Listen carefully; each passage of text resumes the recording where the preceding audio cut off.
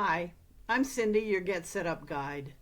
In 2018, more than 26,000 victims of phishing scams were reported.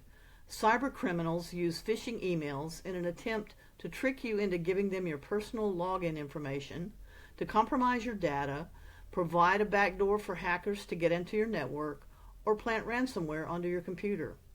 In this class, you'll learn how to identify a phishing email, and we'll even discuss a popular TV star that fell victim to a phishing email to the tune of $388,000. We will also talk about ransomware, what it is, and what happens when you fall victim to this attack. Lastly, we will discuss new methods that criminals are using to steal your information via text messages. We'll even have an informative discussion about people in our own lives that may have fallen victim to cyber scams.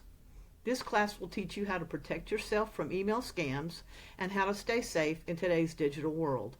So come join our class, learn to protect yourself from cyber criminals, and share experiences with other class members to help us all stay safe.